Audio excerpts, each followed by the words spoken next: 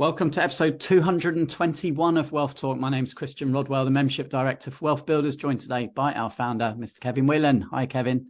All right, Chris, what's it like in Brum? Hey, yeah, tonight's the big night. We're in Birmingham for the Wealth Builders meetup. Really looking forward to it. So if you're in the area tonight and you're listening to the podcast, it's on 29th of November, then still time to book your ticket.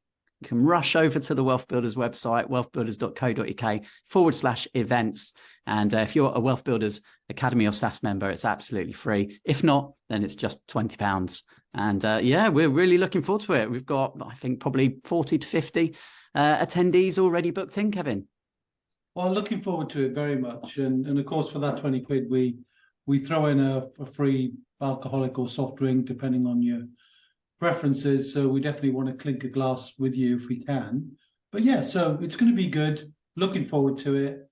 And, we're on a mission, aren't we, to get around the country to see where people are in the towns and villages. And, we're coming to a town near you soon. Or if you've got a venue or you've got something you're doing that's showcasing wealth, whether it's a property you've got or a hotel you've got or some kind of venue that you really like or you own and control, then let us know, because we'd love for your help to support us getting out and about, meeting our people. We don't make money from events. We're not planning to make money from events.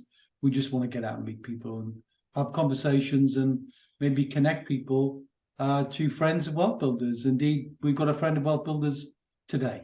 We sure have. Yes, Chris Kirkwood. He's the managing director of Sourced. I know many of our listeners will be familiar with Sourced, based up in the north. They're an end-to-end property training company, providing back-end support, sourcing, funding, pretty much everything you need to be successful in property. And we're talking around building family wealth, because Chris is focused on building something that he wants to pass on to his family. And we're going to hear about his family today, his wife, Bethany, his two boys as well, and what he's doing to pass on some of those financial lessons to them. And yeah, really enjoyable conversation, I think we have. Well, it was very much, and I enjoyed his delivery. I enjoyed, he was a very articulate man, did a great job of pulling out some lessons himself, actually, which we wanted to share in Wealth Builders generally. And he'd already taken them on board himself. So very impressive. Great business at Sourced as well. So to lead it, it's got to be a man of energy as well. So when you combine a great deal of energy and commitment into a business, and I think they've got, I can't remember how many franchisees they've got, Chris, but it's a lot, a few hundred, I think. Over 200 now, yeah. Right. I mean, that's an incredible business, really, and helping not just those 200 people build their wealth and build their future security, but those people who they find properties with or help people to build even more wealth. So very impactful business and ripples going on throughout the country, but the ripples in the family as what was interesting in the conversation you had with Chris. Yeah, and we launched Wealth Builders for Families last month in October. We're absolutely loving the interactions inside the Facebook community and the guests that we've been inviting in. And we touch on lots of those family wealth principles in the conversation today, including the principle of participation, passing on, and we'll see if our listeners can pull out some of the others as well, Kevin, and we'll be back afterwards for the usual debrief. So time to head on over to our conversation today with Chris Kirkwood. Chris, welcome to Wealth Talk today. How are you? I'm very well. Thank you very much for inviting me on here. What a pleasure it is to be with you. And I'm just sorry that my background doesn't match yours in any way. What a professional outfit you have there. Well, yeah, most people probably just listen to the audio, but we always record these podcasts on video as well. And you can see those on the socials and the Wealth Builders website and the YouTube channel. But Chris, great to have you here today. You're the managing director of Sourced, and we'll find out in a moment a little bit more about what Sourced does as a business. But the founder of Sourced actually has been a previous guest on Wealth Talk as well, and that's Stephen Moss. And that was back in episode 143, and we were talking about setting up a franchise business there. So you guys work very closely together, I imagine. How incredible that you've already met Steve and that you're still prepared for me to come onto the podcast. I guess enough time's passed now that you've forgotten what he was talking about. Most people run the other way. No, but yes, thank you very much. Yeah, really appreciate you asking us on there. And what a fantastic topic you have as well. You know, something that I certainly found when thinking about the topic, I don't put enough of my time into thinking about how I'm managing the stuff that we're going to talk about. So this was a really, really good opportunity for me to actually sit down for an hour or so and look at what I had done and look at what I was going to do in the future. So just from that point of view, I'm very grateful that you've sort of brought this up and highlighted this as something that I needed to think about. So thank you. Yeah, no, you're welcome. I love these family conversations because we do sort of dig a little bit behind, you know, the scenes and find out a bit more about some of our friends and partners that perhaps we wouldn't when we're just having a normal discussion about day-to-day business. It almost felt like a therapy session for me. But let's start with the business because, you know, for people listening now, help them understand a little bit more about what Source does. Chris. So I know one of your pillars of wealth is property, and property is where we specialize. So we are at our heart, me and Steve, the two people that you've had on the podcast previously. So we are property developers. We love property. We've been in property for many, many years. Steve a little longer than I have. I think he's over 20 years now, and I'm just over 15.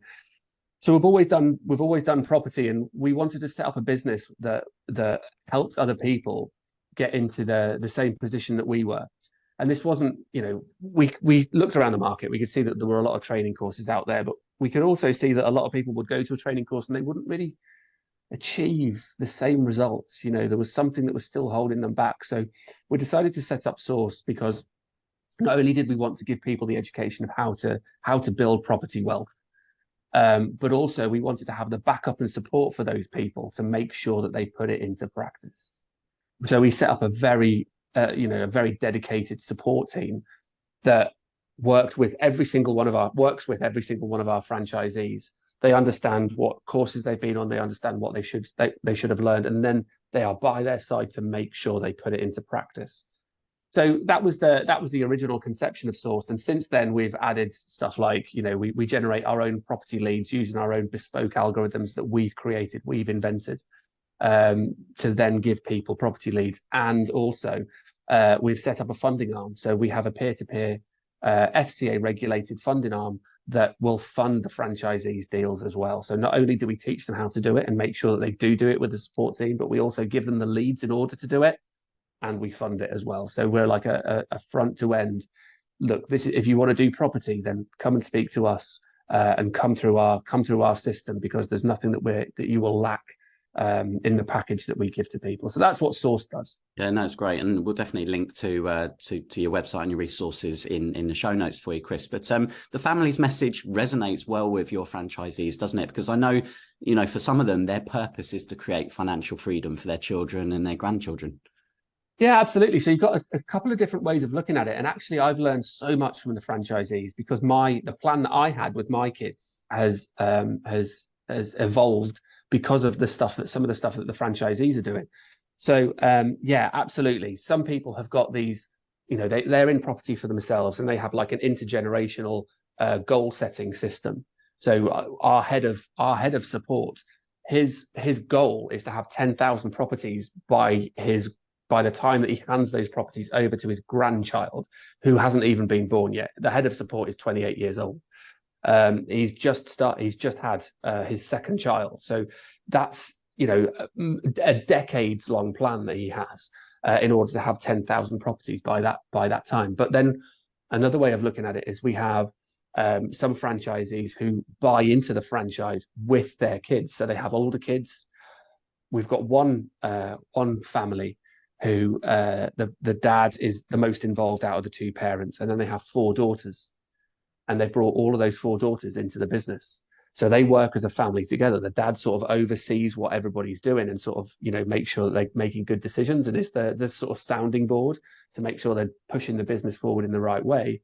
But it's the kids that go out there, and the kids that you know, essentially build that wealth. They run that business. They have those they have those negotiations. They learn so many skills from taking control of a business and then pushing that forward, all under the guidance of their parent.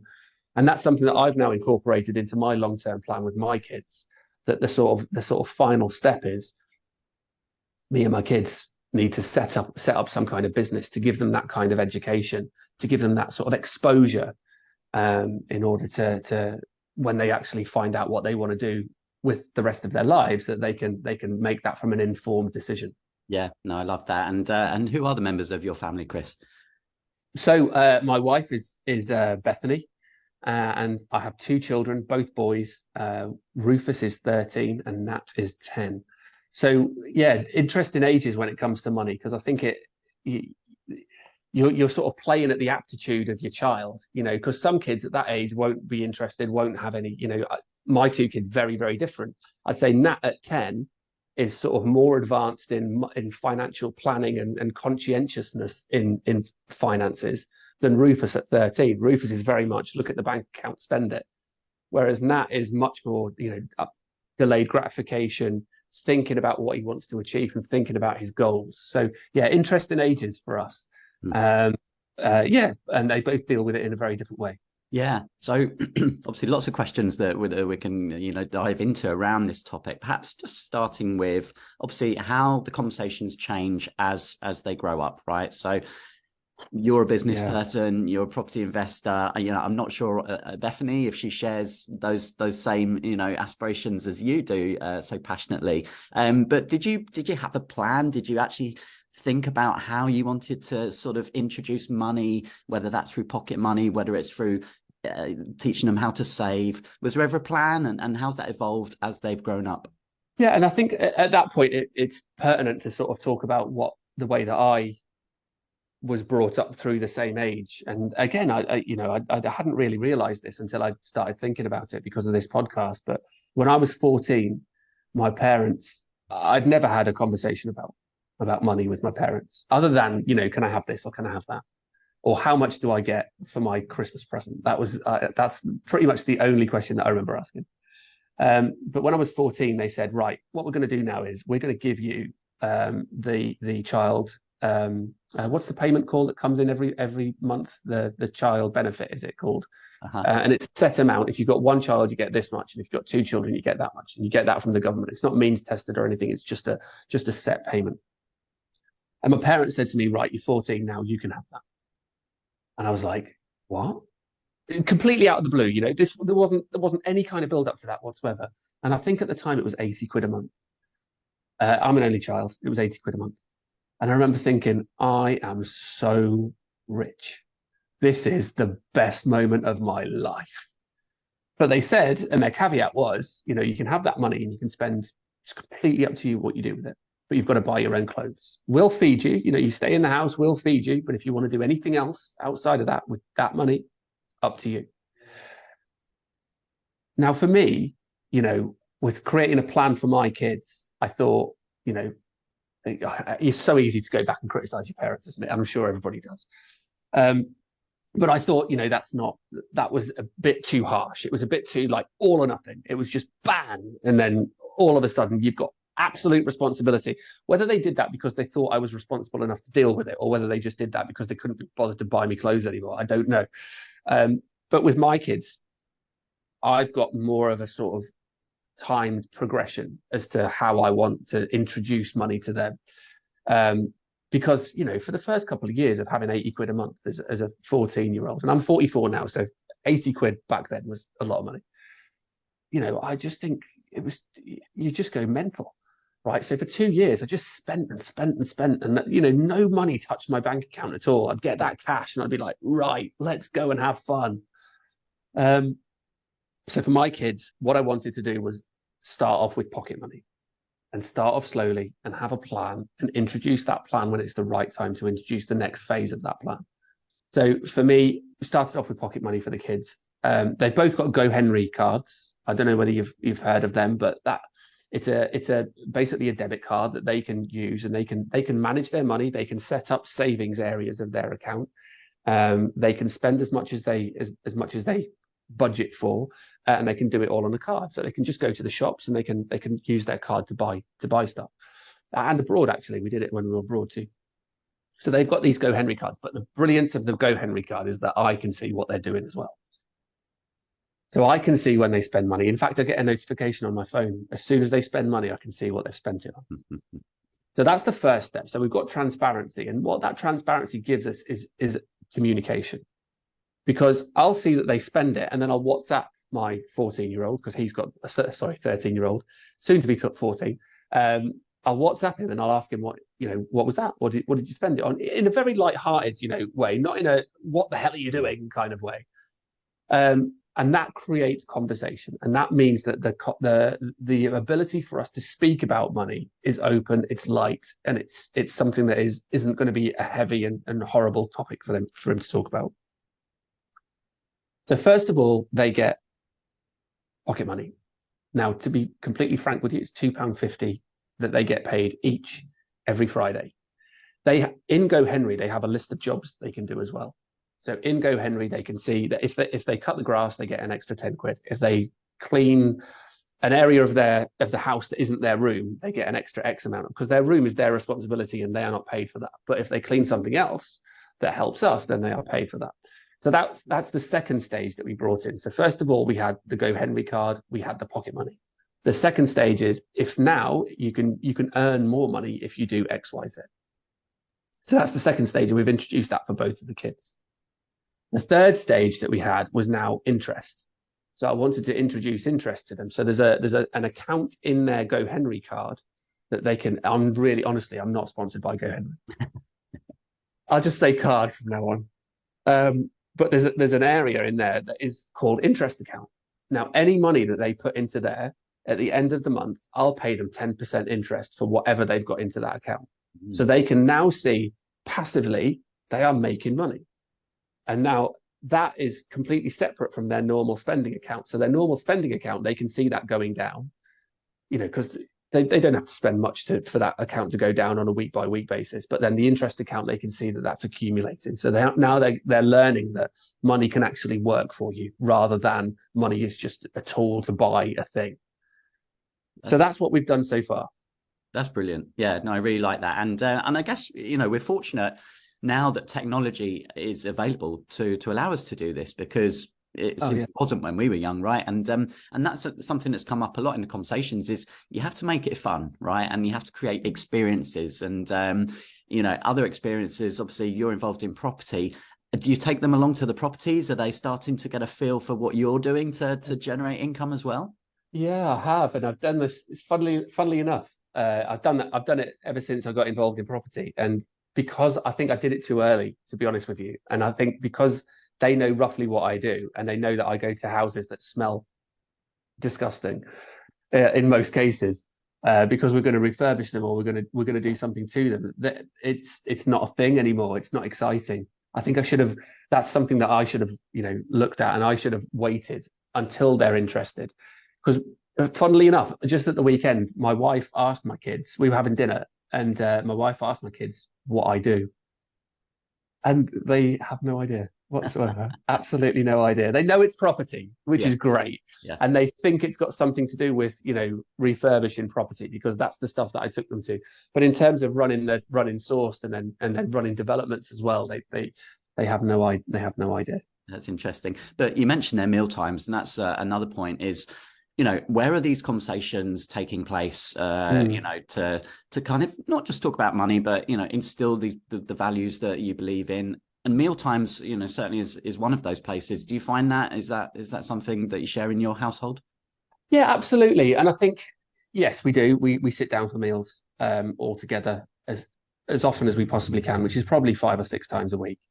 But also, I think there's opportunity absolutely everywhere. So my kids love watching films, and we spend a lot of time together anyway as a family. So, but because they love watching films, we'll sit down, we'll watch a film, and then we'll have a conversation at that point as well. Because what I don't want to do is I don't want them to think that the dining room table is the place where we have heavy conversations. And even if you're trying to make it light, you can have a disagreement about something like money. So I don't want it to just be, right, we're sitting down now, we're going to have a meal, so let's talk about something that's very important.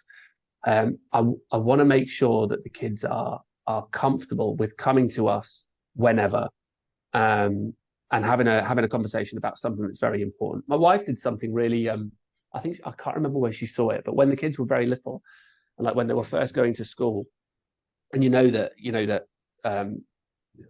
loads of things can be brought up at school, can't they? You know, bullying without understanding that it's bullying, or just somebody not being nice to you, or you know, there can be lots of issues that children need to get used to. And one of the things that my wife did was she created like a bubble. So if we could see that one of the kids was a bit upset or a bit unhappy, she'd say, right, let's go into the bubble. Then they'd go off into the playroom or something, and they'd just sit there and they'd say, right, we're in the bubble now. We can talk about anything that we want to talk about. You can say anything. There are no repercussions for anything that you say here whatsoever. You can swear, you can shout, you can do whatever you want to. But we need to understand what's going on with this. So we've always encouraged our kids to communicate. It's a very important thing. So yes, the dining room table is a very important place that the family comes together. But there are lots of other opportunities for you to have those conversations. And sometimes it's right to not do it in front of everybody. Sometimes it's right to do it privately, you know, if there's only two of you watching a film or watching TV or something. But I would encourage constant and open and frank conversations about everything, because money's not an isolated thing, is it? You need to make sure that you've got a good line of communication with your kids about everything. Otherwise, they're not going to specifically come to you about money because they don't feel that they can talk to you about, you know, things that are important. So for me, it's, yeah, absolutely dining room table, but also everywhere else as well. Mm-hmm. Yeah. So you mentioned school there. I know this is a topic that we probably can talk about for a little bit. And, you know, the role of the school is there to educate our children, and they do a great job of that. But they don't include the conversations around money, and don't necessarily equip children and young adults with the knowledge to go out into the real world and start understanding about finances. So what are your views on the role of the school when it comes to this topic, Chris? Yeah, I don't think it's evolved really, has it? I mean, in your experience, my kids don't seem to get any kind of financial education from school whatsoever. I didn't get any financial education from school. I don't think, and yet this is constantly something that's brought up. It doesn't seem to be going anywhere with schools. But from my point of view, that isn't a reason to not do anything about it. I think as a parent, you've got responsibility for bringing your children up to be good human beings. And schools don't do that either. You know, schools teach you mechanics. Schools teach you facts. That's what schools do. You know, that's what they're there for. And all right, you learn some social skills while you're at school, but that's because you're forced to, because you're in a social environment. You're not necessarily taught how to behave socially by the school. You're just there, and therefore you have to. And I think finance comes down as part of that. You know, schools don't teach your kids how to be kind. They don't teach your kids how to look out for each other. They don't teach your kids empathy.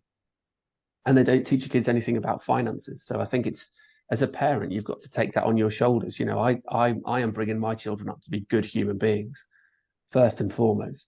And part of that is the way that they manage their finances. Because if they're broke, then it's much harder for them to be a good human being, or to make good decisions, should I say. So for me, all right, yeah, schools don't do it, but that's not good enough. I think, you know, the parents should be doing this and putting this in place. And also, even if schools were doing it, the parents need to still instill their values and beliefs on their children. They shouldn't rely on that the school is going to have the same values and beliefs as the parent. So yeah, for me, it is a bit disappointing that schools don't at least have that as part of their conversation that they have with their students. But that doesn't affect what I do. I would still be doing exactly the same stuff, because I am bringing my children up to be good people. And in terms of beyond school life, so whether that's university, whether that's just going straight into a job or starting up their own businesses, what interests are they kind of showing? Are they understanding about certain opportunities which might generate income for them in the future, be that, you know, around their passions or a particular profession? It's really interesting, isn't it? Yeah, I think my 10-year-old Nat, he's definitely like arts and craftsy and sort of creative around that kind of area. And I would be very surprised if that wasn't the direction that he was going to go in. The 13-year-old Rufus, harder to say. For a 13-year-old, he is very conscious about his physical fitness, which, you know, me and Beth, we go to the gym and stuff, but we're not fanatical about it. So that's definitely a passion that he has at this age. But of course, you know, that can change, can't it? Yeah. And that might completely. I did biology at university, and when I left university, the absolute certainty that I knew in my head is that I wanted nothing to do with biology for the rest of my life. So, you know, your focuses and your passions can change. For the plan that I have with the kids, so I've told you about what we've done so far. The next step of that plan is going to be borrowing. So I'm going to give them the facility to borrow money from me and then repay with interest. So I've introduced interest to them in a way that they can earn interest. So the next step of what we're going to do is introduce interest from their paying interest if they want to borrow money. So that's the next thing that we're gonna manage with the kids. And then after that, I'm gonna copy what I've learned from my franchisees. So the guys that have built the business together, that's going to be currently the final step of how we're going to educate the children on finance by creating a business. Actually, there's one other step that I forgot about. So that before we go into borrowing, I want them to take the money that we're giving them as pocket money, and I want them to not employ people, but I want them to subcontract. So, you know, like, here's my car, I'll give you 40 quid for cleaning my car. So what I'm going to encourage them to do is I'm going to get a couple of people together, get a few cars, and I'm going to get them to employ their friends to help clean the cars, but they take a margin from employing those people. So instead of making, you know, 20 quid by cleaning one car, they're making 25 quid because their friends cleaned another car at the same time. So they're the things that I'm going to go into. And I think, again, I think Rufus, the 13-year-old, will take to that quite well.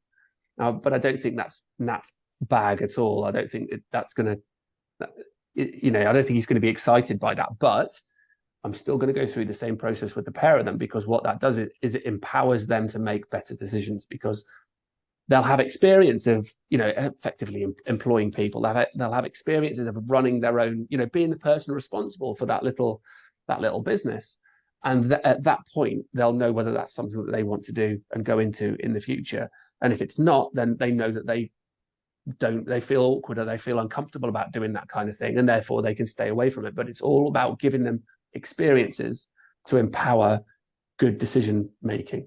Yeah. So that's the sort of longer term plan. Yeah, no, that really sounds good. And have you thought ahead to, you know, succession planning, to legacy, when the day comes when you hand over to them? Is that something you're starting to prepare for?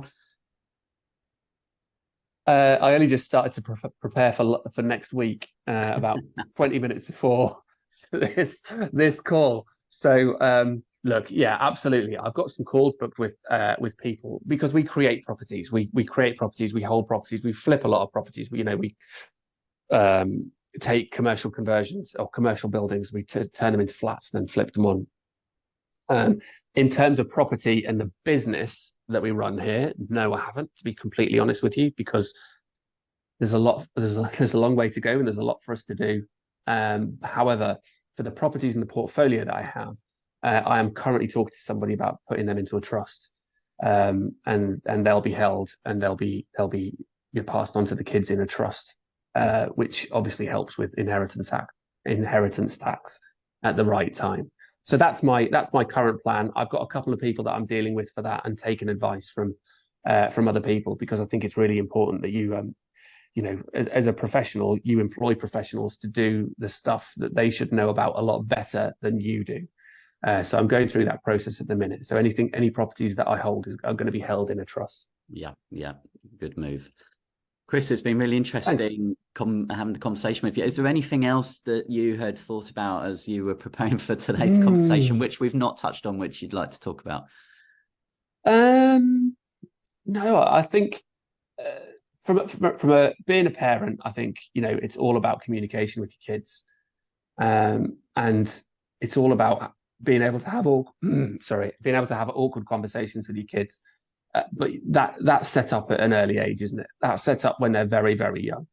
It's a much more difficult thing to do when you're a little bit older, and your kids are not used to that. So, you know, I'm very grateful, and that's not come from me. That's come from my wife. You know, I'm very, very grateful for that sort of relationship that she set up with us. And if there was one thing that I was going to do again and do it on my own, I'd be more involved in that from the offset. And everything else just seems to be a lot easier when you have that ability to do that. So for me, no, but absolutely, this is a very, very good topic. It's very worthwhile talking about. It's been great to look back over what I learned when I was young and think about all those mistakes that were made and think about all the things that I felt that I didn't get, and making sure that I put that in place for my kids. So I really appreciate it. Thanks very much. Yeah, thank you for sharing today, Chris. So some really good points that Chris made there, and we'll pull out those, Kevin, go into a little bit more detail. Before we do that, let's head over to Trustpilot. And last week, we were both in London because we had a Wealth Builders meetup, but we also combined it with a game of Cashflow 101, which is that famous board game that Robert Kiyosaki, the author of Rich Dad, Poor Dad, created. And really, really good way of having fun, but also learning about some of the rules of money. And we've had a review from Abir, who attended and took time to write the following, which says, I'm absolutely pleased with the wholesome event, lots of fun and connections with amazing people. I honestly love how fun the idea of learning or improving your mindset around finances is. So happy to meet Chris, so warm, welcoming and supportive with smile on his face. Everyone in their team were attentive and welcoming. I'm looking forward for the next one, and I'm definitely recommending this to everyone who is a fun, loving learner. So there we have it. Wholesome event. Yes. You with a smile on your face, and I don't even get a mention. Oh, why are you ringing that one up as a review? Well, I think you were busy chatting away to some of our existing members and some of the newbies that attended, and Abir was sat, the opposite end of the room, attentively playing the game. So obviously, you didn't get a chance to cross paths, I don't think. But Yeah, no, it's interesting. The cash flow game is a fascinating game, and a lot of people don't know that Robert Kiyosaki created the game before he created the book. The game was the business. I mean, originally it was in Velcro wallets, but he went into the cash flow game, created the game, tried to sell the game, and then, that obviously had some success at the beginning, and now it's a rip-roaring success, but took a while, which is the right thing, isn't it? So he's built that reputation, and we think it's a great game. And there are many other games like Monopoly and other games we've mentioned before that you can play. And I think Paul Brooks was one of our team, was interviewed recently, and he mentioned a Game of Life, I think it's called. Mm-hmm. So lots of good games you can play and interact with younger ones, but cash flow is really an adult game. Although we had somebody brought their kind of teenage son with them today, and I believe he escaped a rat race before he was even in it.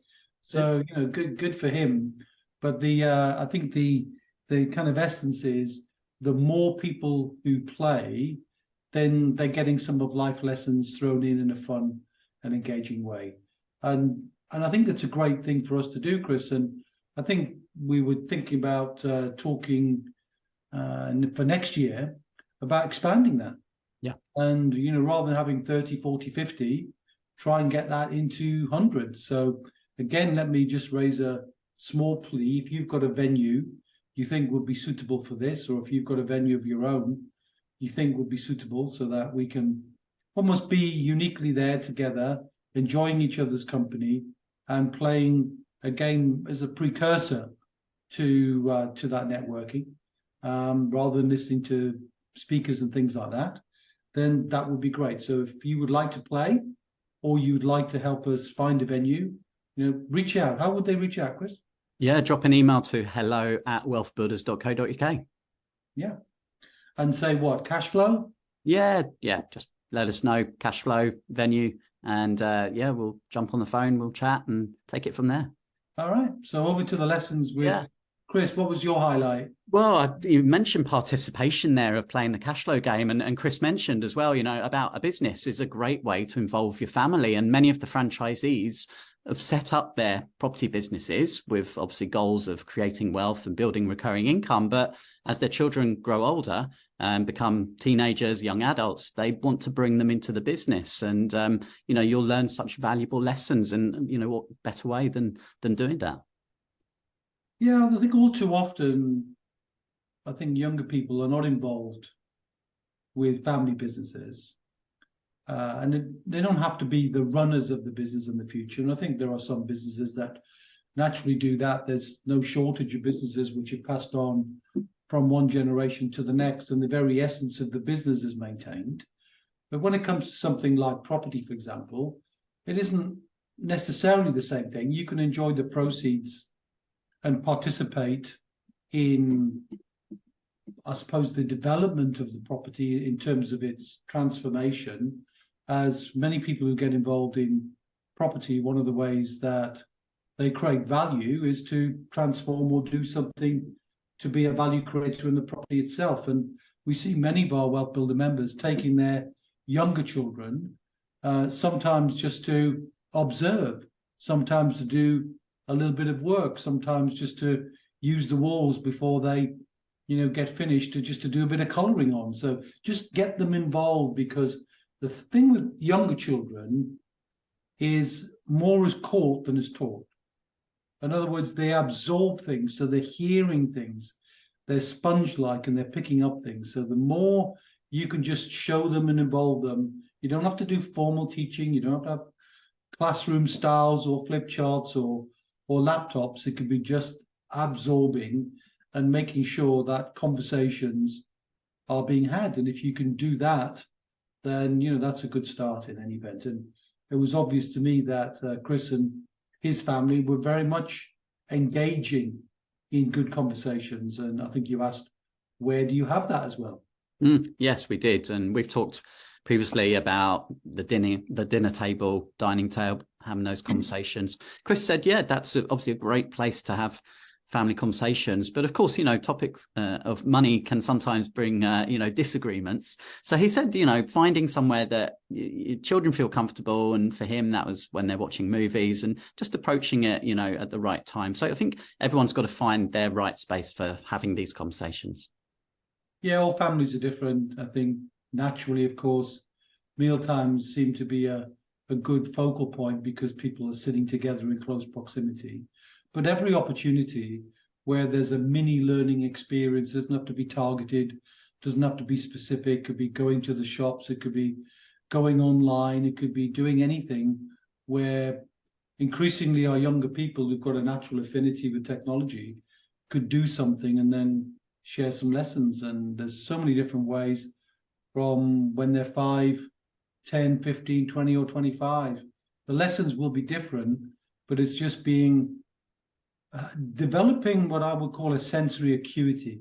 What I mean by that is being aware that they're picking things up. And if you see an opportunity just to drop something in, just do that and let them run with it. They'll make their own distinctions. Even younger ones, let them have control over some decisions that they can make mistakes from, because they're going to make mistakes in life. So, almost engage them in a way wherever you can, but not necessarily make it a certain time of the day or a certain time of the week or whatever, unless there's some cadence to things like pocket money. And I think you asked them about that too. Absolutely. Well, that's one of our other family wealth principles, and that's one of the P's, which is products. And Go Henry is a popular finance app, a banking app, I suppose, for children, young adults, where the parents have control over that. They can see what's being spent. And there's some really good features there that Chris is using. So he's paying the pocket money into the Go Henry app, and his children can earn extra money by doing certain tasks, and all of that is recorded in there. Another element is an interest account. So he said that whatever they put into that interest account, whatever is left at the end of the month, he'll add 10% to it. So again, helping children understand about delayed gratification, not spending everything right now, but actually getting some benefits of waiting and saving.